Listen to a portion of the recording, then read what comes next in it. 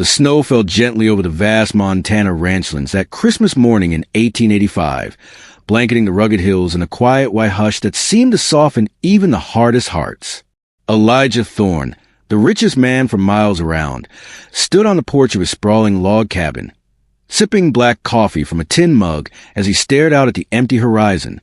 At 50 years old, with a face etched by wind and regret, he was a figure of legend in these parts, a self-made cattle baron who had clawed his way from nothing to owning half the valley.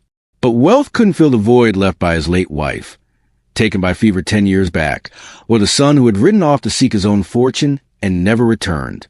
Folks in town whispered that Elijah was as cold as the winter wind, a man who preferred the company of his herds to people.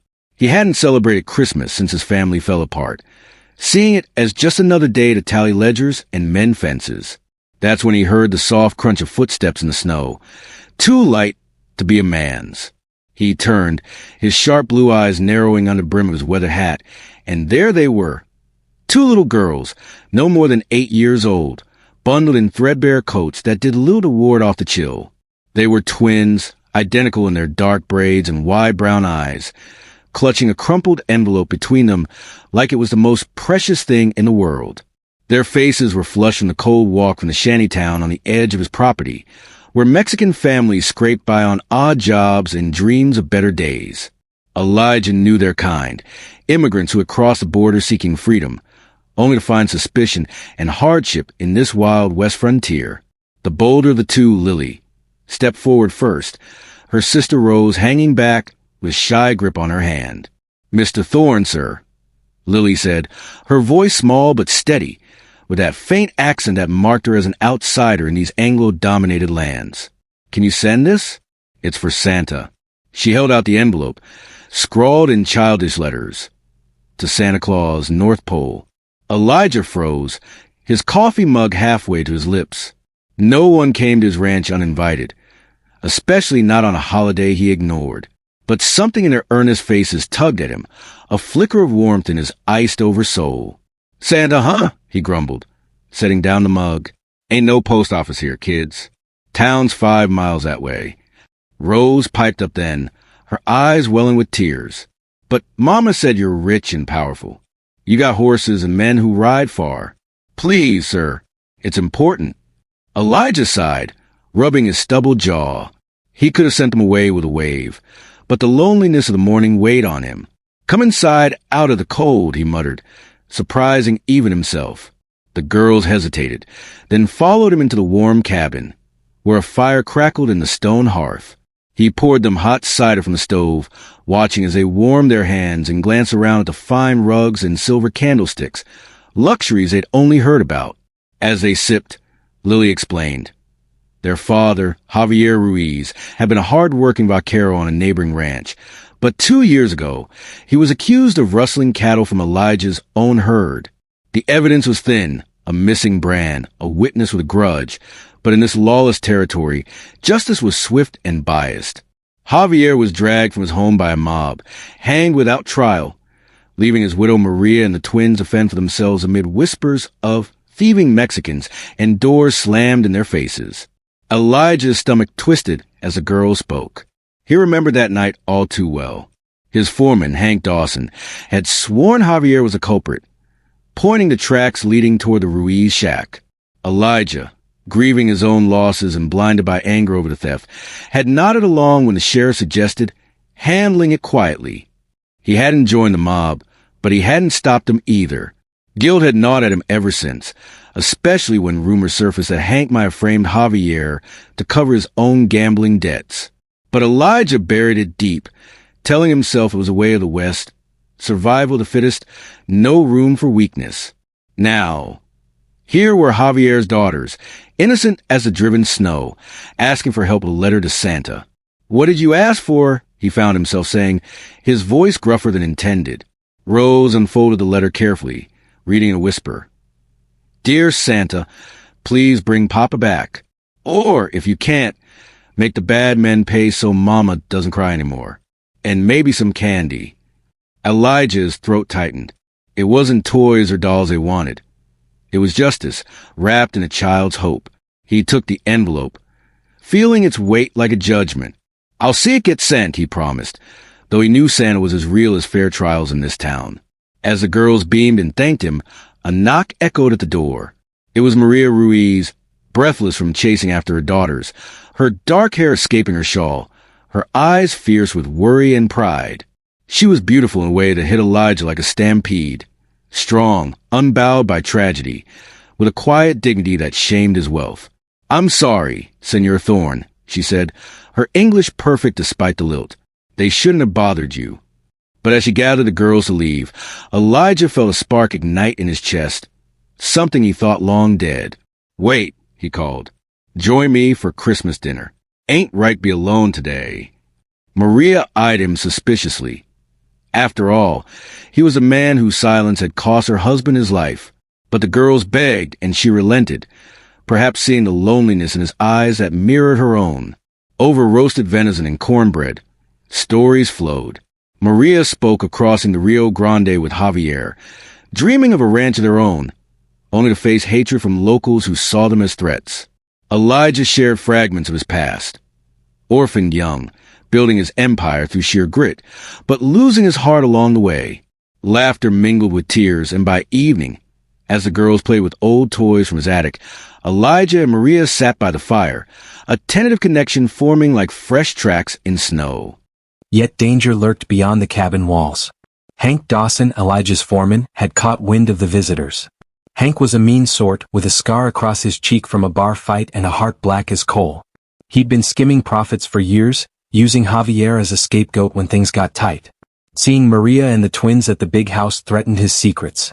If Elijah started asking questions, it could unravel everything. That night, as Elijah escorted them home under starlit skies, Hank watched from the shadows, plotting. The next days blurred into a whirlwind. Elijah found himself riding to the Ruiz shack with supplies, drawn by Maria's spirit and the girls' joy. Lily and Rose adopted him as a gruff uncle, teaching him Spanish words and drawing pictures of Santa on his ranch. But whispers in town grew venomous, thorns gone soft on those greasers. Discrimination reared its ugly head. Shopkeepers refused Maria service, claiming no credit for her kind, and roughnecks harassed her on the streets. Elijah's wrongful past haunted him. He dug into old records, writing to the sheriff's office under cover of night. What he found chilled him.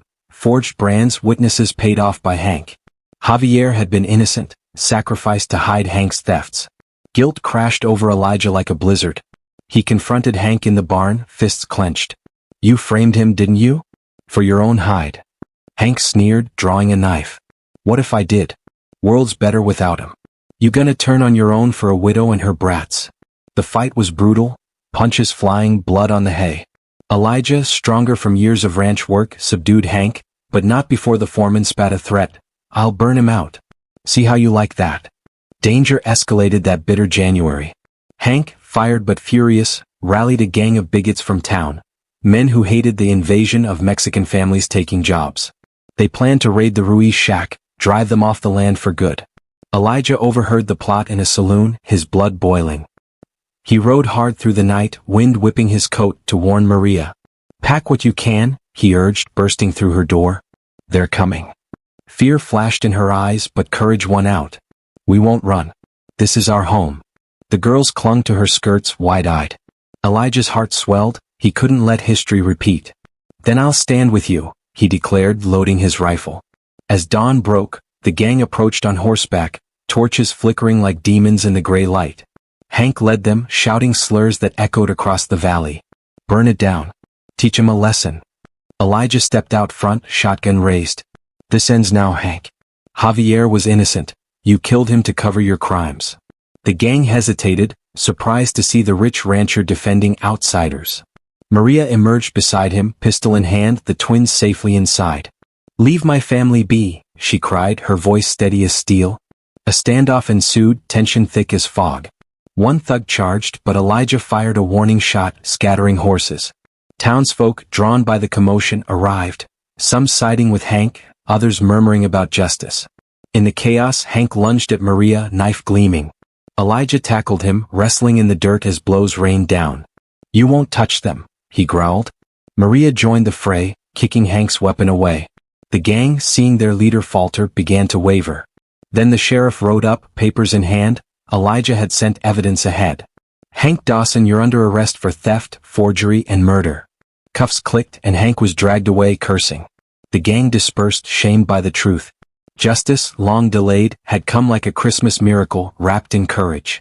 In the aftermath, Elijah knelt before the twins. "Your papa can't come back, but he's avenged." Lily and Rose hugged him, tears mixing with smiles. Maria touched his arm, her eyes soft. "You gave us more than justice, you gave us hope." As spring thawed the land, love blossomed. Elijah and Maria married in a simple ceremony, blending cultures with fiesta and frontier grit. The ranch became a haven for the discriminated, a symbol of dignity reclaimed. The girl's letter to Santa? Elijah framed it, a reminder that even in the Wild West, redemption could arrive on the wings of innocence. And though dangers lingered in those untamed lands, pride and resolution bound them, turning wrongful past into a future bright as the Montana sun.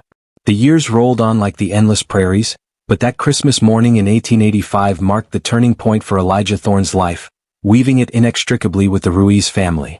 After Hank's arrest, the town buzzed with the scandal. Some folks grumbled, clinging to old prejudices, but others saw the light. Elijah's stand had cracked the facade of discrimination that plagued the valley. He used his wealth to hire lawyers, clearing Javier's name posthumously and securing land for Maria and the girls. The ranch expanded, not just in acres but in spirit, employing workers from all backgrounds, Mexican, Irish, even freedmen from the South. Elijah found purpose in fighting injustice, petitioning the governor for fair trials and protections against mobs. But shadows from his wrongful past still crept in during quiet nights, when he'd wake sweating from dreams of that hanging tree.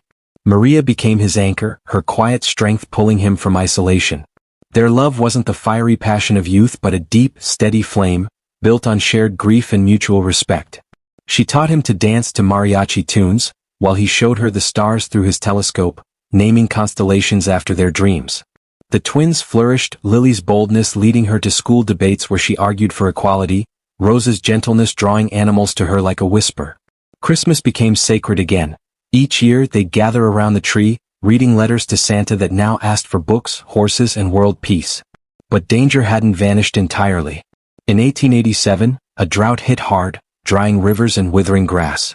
Rustlers, emboldened by hard times, targeted Elijah's herd, led by Hank's brother Zeke Dawson, who had evaded the law and harbored a vendetta. Zeke was a ghost from the past, slippery as an eel, with a gang of outlaws who hid in the Badlands. They struck at night, stampeding cattle and torching barns, leaving notes, "Pay for what you did, Thorne." Elijah knew it was personal. Zeke blamed him for Hank's imprisonment, ignoring the crimes that put him there. The family lived on edge, Maria teaching the girls to shoot tin cans, Elijah fortifying the ranch with watchtowers. One stormy evening, as thunder rolled like cannon fire, Zeke's gang attacked the main house. Gunshots shattered the peace, bullets whizzing through windows. "Get down?" Elijah shouted, shielding the twins as Maria grabbed her rifle. The girls huddled under the table, clutching each other, their faces pale but resolute. Elijah fought back fiercely, his shots precise from years of hunting. "This is for Javier," he yelled into the night, dropping one outlaw. Maria flanked from the side, her aim true, wounding another. The battle raged, smoke filling the air, horses neighing in panic. Zeke himself burst through the door, wild-eyed, pistol aimed at Maria. "You'll pay, you filthy," but Lily, brave beyond her years, threw a lantern at his feet, igniting oil and forcing him back. Elijah tackled Zeke, pinning him as the sheriff's posse, alerted by a ranch hand, arrived. Zeke was hauled away, chains rattling, his gang scattered. Rescue came not just from guns but from community. Neighbors, inspired by Elijah's earlier stand, had joined the fight, proving that justice could unite even divided souls. With peace restored, the family healed. Elijah built a school on his land, open to all children, fighting discrimination one lesson at a time. Maria's pride shone as she led classes in history, teaching about the dignity of all peoples. The twins grew into young women, carrying their father's legacy with courage. Rose married a kind rancher, Lily became a lawyer, advocating for the voiceless. Elijah and Maria aged gracefully, their love a beacon in the West. On Christmas mornings they'd recount the story to grandchildren, the letter to Santa now a family heirloom. It reminded them that from danger and wrongful pasts, resolution could rise, forging bonds stronger than steel. In the end, the lonely rich rancher found his greatest wealth not in gold or land, but in the family he rescued, and who rescued him. The years didn't soften the Montana wind, but they did soften Elijah Thorne. By the winter of 1892 the ranch had grown so big that the smoke from its chimneys could be seen from 3 ridges away, yet the heart of the place was still the old log house where the fire never went out and the door was never locked.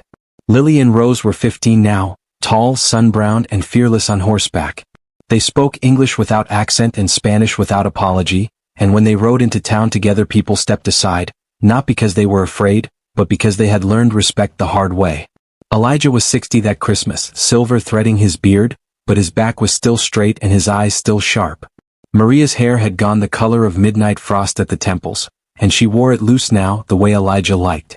They had buried 2 babies who never drew breath and raised 4 more who ran wild across the pastures, 2 with Maria's dark eyes and 2 with Elijah's storm blue ones. The valley called them the Thorne Ruiz clan, and the name carried weight. But weight draws envy and envy draws wolves. Word came down from the territorial prison in Deer Lodge that Hank Dawson had died of the lung sickness. Most folks figured that closed the book. Elijah knew better. Hank had a younger brother, Caleb Dawson, quieter than Hank, smarter and twice as poisonous. Caleb had vanished the day Hank was sentenced, and for 7 years no one had seen hide nor hair of him. Until the week before Christmas, when a stranger rode into the saloon asking questions about the Thorne Ruiz spread, and the stranger had Caleb's narrow shoulders and the same pale scar that ran from ear to jaw. Elijah heard it from Tom Three Trees, the half-Cheyenne wrangler who had ridden for him since the bad winter of '86. Tom spat tobacco juice into the snow and said, "He's counting heads, boss. Counting horses. Counting children." That night Elijah stood on the porch long after the house was asleep. The cold bit deep, but he welcomed it. Cold kept a man honest. He remembered the letter the twins had carried through the snow all those years ago, to Santa Claus, North Pole, and how it had weighed almost nothing in his hand and everything in his soul. He had promised those little girls justice. He had promised Maria peace. And now the past was riding back wearing a dead man's grudge. Christmas Eve came in clear and bitter.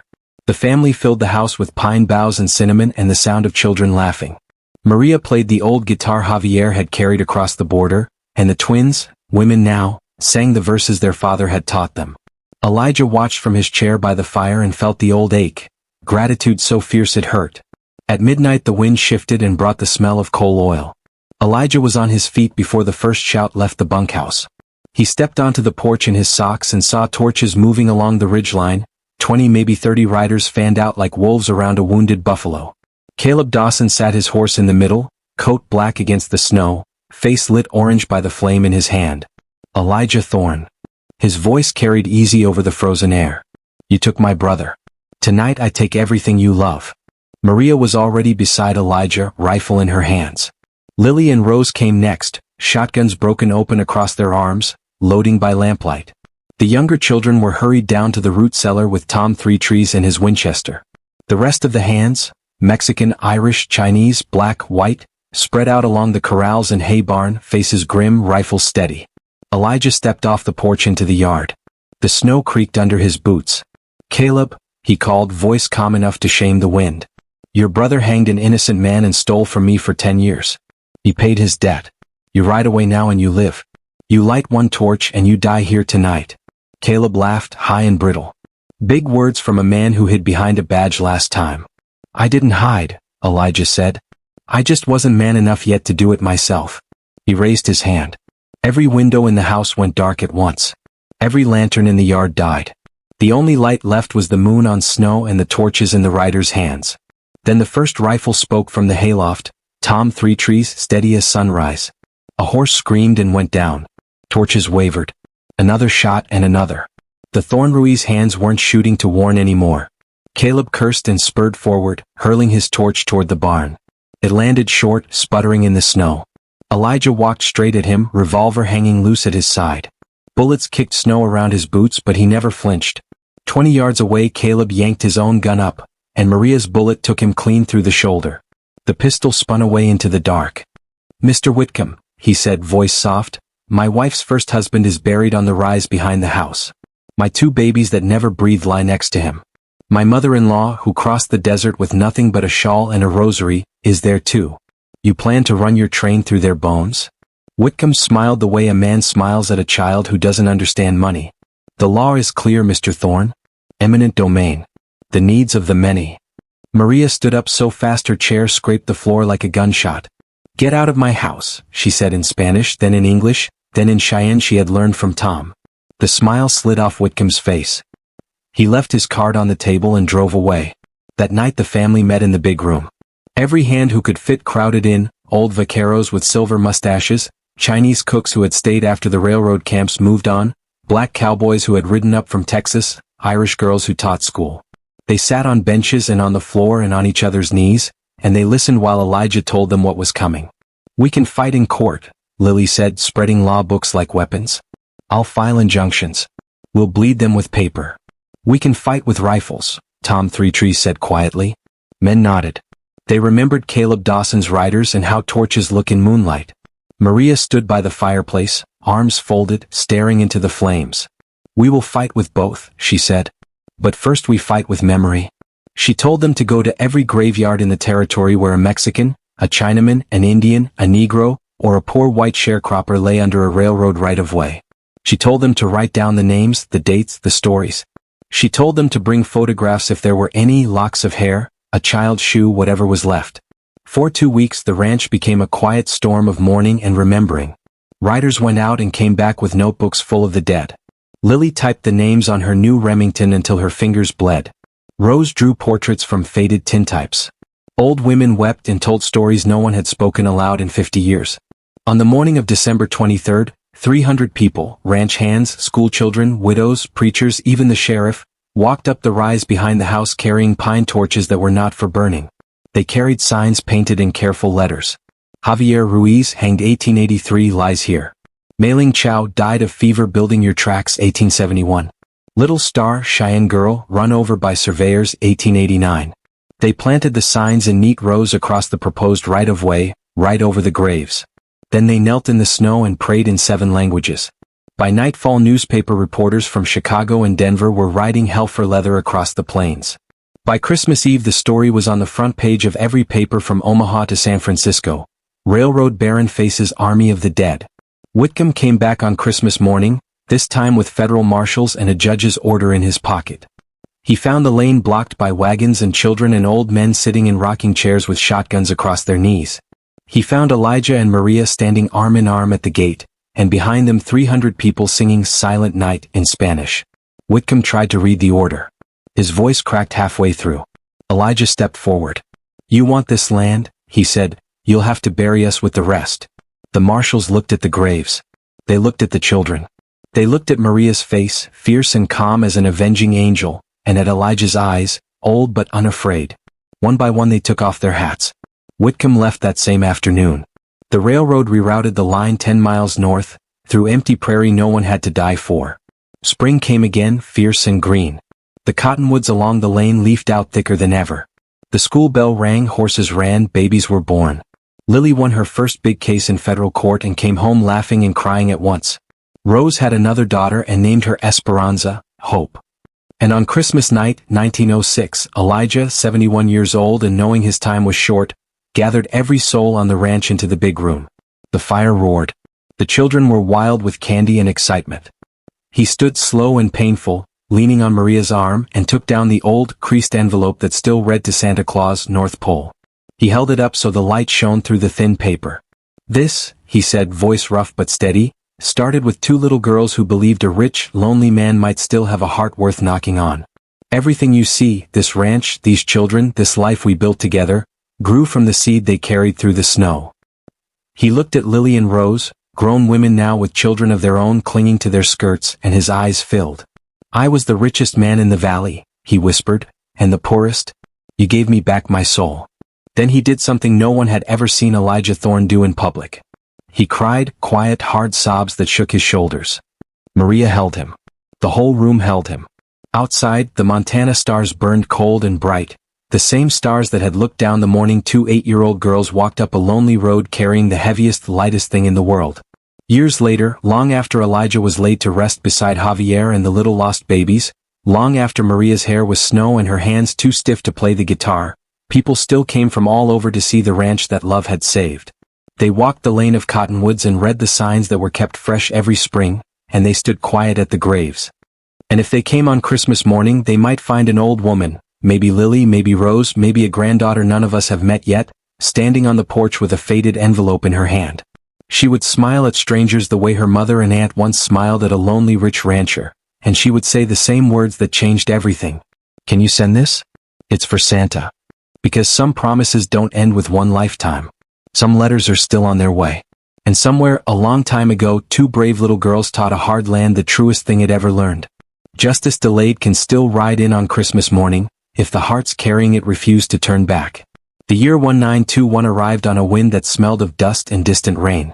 Montana had become a state, cars coughed along roads where wagons once rolled, and the old ranch, now called simply Ruiz Thorn on the mailboxes, had electric lights strung along the porch like bright new stars. Lily was 44, a judge in Helena, the first woman on the federal bench west of the Mississippi. Rose was 42, mother of 6, grandmother of 2 already, still riding out at dawn with Tom to check the herds. Maria was 76, thin as a willow but straight as an arrow, her hair pure silver now, braided tight every morning by whichever grandchild woke first. Elijah had been gone 12 winters. They had buried him on the rise next to Javier, under a stone carved with 2 words only. He stood. The cottonwoods he and Maria planted the night Caleb Dawson came with torches now stood 60 feet tall, whispering day and night above the graves. Most folks thought the big fights were finished. They were wrong. It began with a knock on the 3rd day of December, 1921. A boy no more than 12 stood on the porch, coat too thin for the cold, face streaked with tears and trail dust. His name was Mateo Ortega, and he had walked 30 miles from the sheep camp south of Billings because his mother had told him, "If the world turns mean, you go to the Ruiz Thorn place. They will know what to do." Behind him, in the back of a borrowed wagon, lay his father, dead 2 days, beaten by a posse of masked men who called themselves the Stock Growers Protective Association. The crime? Running sheep on open range the cattle barons claimed as theirs. The proof? None needed. The message carved into the man's chest with a branding iron: "Greaser, go home." Maria took one look at the boy, at the sheet-wrapped body, and something ancient and furious rose in her eyes. She was 76 years old, and she was done asking permission. Within a week the ranch was full again the way it had been in 1905, only this time the faces were younger, the languages newer. Basque sheepherders who spoke no English, Japanese farmhands driven off railroad sections, black veterans of the Great War still wearing parts of their uniforms, Mexican families fleeing the revolution south of the border, Dust Bowl Okies who had lost everything but the will to keep walking. They came with stories and wounds and children who had never seen snow. The newspapers called it a camp. Maria called it home. The cattlemen called it war. They came first with letters from lawyers, then with county sheriffs, then with hired guns wearing badges they had paid for. They cut fences. They poisoned water holes. They shot dogs and left them on the porch with notes pinned to their collars. One night they burned the schoolhouse to the ground. Rose rode to Helena and brought Lily home. Lily stepped off the train in her judge's black robe and a Colt on her hip, and the photographers nearly fell over each other trying to get the picture. Front page of the Denver Post the next morning. Montana judge declares war on cattle kings. The fight lasted 3 years. There were courtrooms and gunfights, injunctions and ambushes, speeches and midnight rides. Lily argued cases all the way to the United States Supreme Court and won. Rose led night riders who cut cattlemen's fences faster than they could mend them. Maria sat on the porch every evening with Elijah's old Winchester across her knees and dared the world to try her again. And every Christmas, no matter how fierce the winter or how close the danger, the people of the ranch gathered in the new schoolhouse, bigger now, built of stone so it would not burn, and they hung paper lanterns and told the story. They told how 2 little girls once walked through the snow to a rich man's door. They told how that man found his soul because he could not turn them away. They told how love and justice are the same word in the language the heart speaks when it is brave enough. On Christmas night, 1923, the war ended the only way it could. A posse of 200 masked riders came up the valley, torches high, meaning to finish what others had started. They found the lane blocked by 500 men, women, and children standing shoulder to shoulder in the moonlight, Basque and Japanese, black and Mexican, Okie and Irish, Cheyenne and Norwegian, holding rifles, pitchforks, and babies. At the front stood 3 women. Lily in her judge's robe, a U.S. Marshal's badge now pinned to it. Rose, coat open to the cold, revolver on each hip, eyes shining like her father's used to. Anne Maria, 80 years old, small as a bird, wrapped in the same rebozo she had worn crossing the Rio Grande 60 years before, holding the faded envelope that still read to Santa Claus, North Pole. The posse stopped. Torches lowered. Horses shifted, uneasy. Maria walked forward alone. Snow creaked under her boots. She stopped 10 feet from the lead rider and held up the envelope so the firelight caught the childish writing. "This," she said, and her voice carried clear to the back of both armies, "is heavier than all your guns." She tore it open, something no one had ever done, and took out the single sheet inside. The paper was yellowed, crumbling at the edges, but the words were still there, written in purple crayon by an 8-year-old hand that had believed the world could be kind. "Dear Santa, please bring Papa back. Or if you can't, make the bad men pay so Mama doesn't cry anymore. And maybe some candy. Love, Lily and Rose Ruiz." Maria looked up at the masked men. "Your grandfathers hanged an innocent man," she said. "Your fathers tried to take our land. You came tonight to finish it. But look behind me. Look at the children. They are the candy we were promised. And they are not for sale." She let the letter go. The wind caught it, carried it high above the torches, above the rifles, above the long hate of generations. It fluttered like a white bird, then drifted down and landed in the snow between the two armies. No one moved. Then a boy, Mateo Ortega, now 15, tall and straight, walked out from the ranch line. He picked up the letter, brushed the snow from it, and carried it back to Maria. He placed it gently in her hand, closed her fingers over it, and turned to face the posse. One by one the people behind him raised their weapons, not in threat but in salute.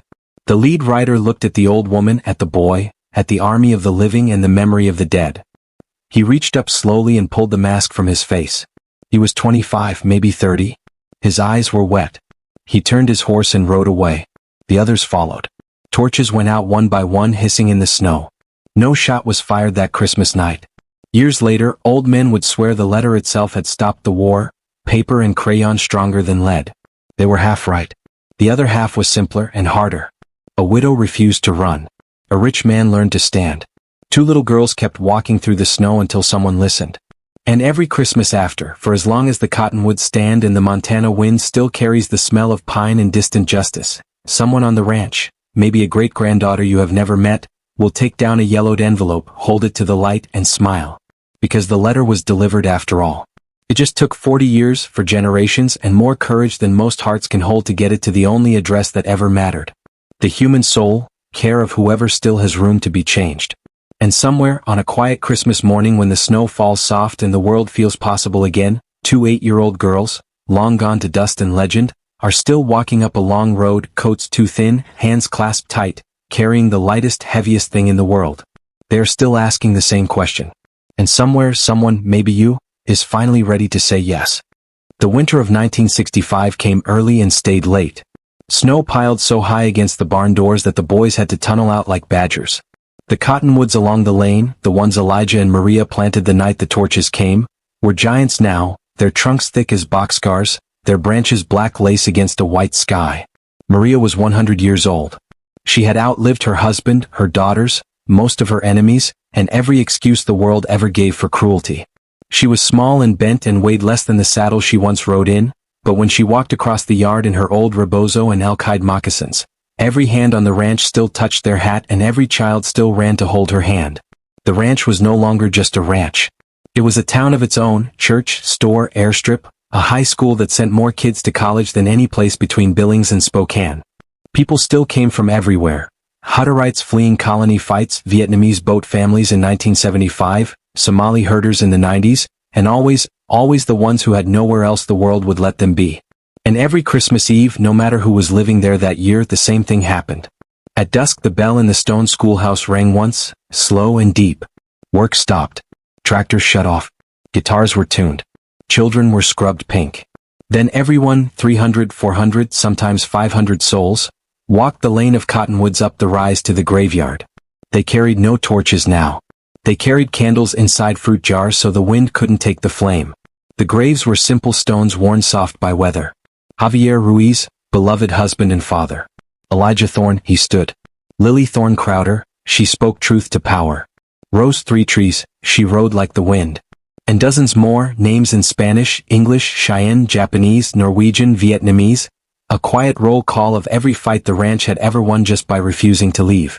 At the foot of the stones stood a small iron post driven into the ground the winter of 1885. Welded to it was a brass mailbox, painted white every spring by whichever child drew the short straw. The flag was always up. Inside the mailbox, wrapped in oilskin that had been replaced 100 times, was the letter. The original letter.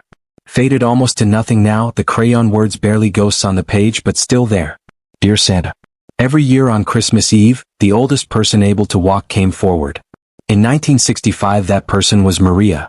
She moved slow, leaning on two great-grandchildren who looked exactly like Lily and Rose once did, dark braids, fearless eyes.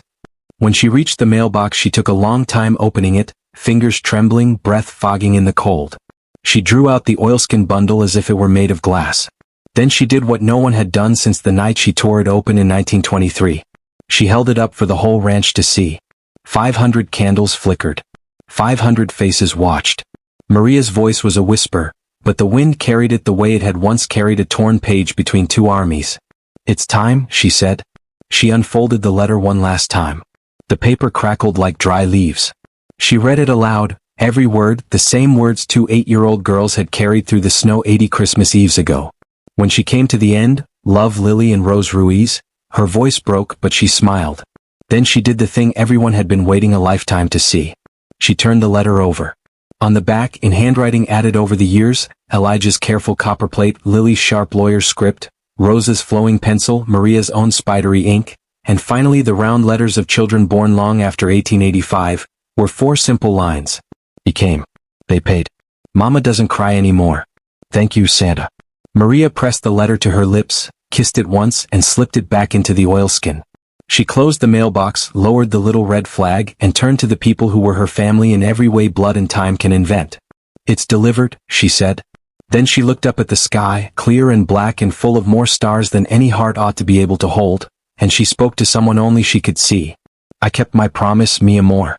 I kept it for all of us. That night Maria went to sleep in the same bed where Elijah once carried her over the threshold, the same bed where Lily and Rose were born, the same bed where she had rocked 100 children not her own. She closed her eyes with the taste of pine smoke and candle wax still on her lips. She did not wake up for Christmas morning. They buried her on the rise in the spring between Elijah and Javier, under a stone that said only, Maria Ruiz Thorne. 1885 to 1965. She delivered the mail. The ranch still stands. The cottonwoods still whisper. The mailbox still waits, flag always up. And if you are ever driving some back road in Montana on a Christmas morning when the snow is fresh and the world feels brand new, you might see 2 little girls walking along the fence line, coats too thin, hands clasped tight, carrying something that looks like an envelope. Don't speed past. Roll down your window. Hear the question they have carried farther than any child should ever have to walk. Ma'am, can you send this? It's for Santa. Take it. It will feel like nothing in your hand. Then spend the rest of your life making it weigh something. Because that is how the story ends and begins again every single Christmas. 2 brave little girls. 1 letter. 1 heart that finally says yes. And the snow keeps falling, soft as mercy, over a land that learned, slowly, painfully, beautifully, how to open its door when love comes knocking dressed as 2 cold children who refuse to give up on the world. That is the whole story. That is the only story that ever mattered. Merry Christmas. The mail has been delivered. Now it's your turn to carry it forward.